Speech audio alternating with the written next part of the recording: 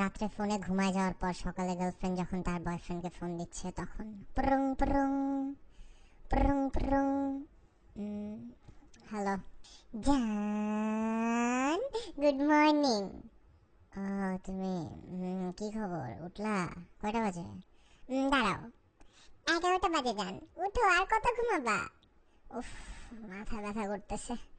আচ্ছা, রাত্রে কখন ঘুমাইছি খেয়ালও তো নাই, কথা বলতে বলতে কি বলছি না বলছি মনে পড়তেছে না কিছু। জানো কি হইছে? রাত্রে তুমি কথা বলতে বলতে না ঘুমায় গেছো, তারপর তোমার নিঃশ্বাস করে আসতেছিল। কি যে মজা আর কি যে ভালোবাসা ছিল। আমি ওইটা শুনতে শুনতে তারপর কানের উপর ফোন রেখে আমিও ঘুমায় গেছি। মানে ফোন কাটো নাই?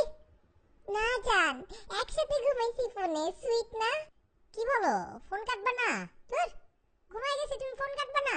জানো না পকেটে টাকা নেই, ভার্সিটি বন্ধ, 70 টাকা ছিল মোবাইলে, ওইটাও খাই দিলা। এটা কোনো কাজ করছো তুমি? দূর মিয়া, খবিসের মতন রাত্রে গড় গড় করে নাক ডাকছো, পুরা রাত সহ্য করছি। অন্য জিএফ থাকলে পরদিনই ব্রেকআপ করতো।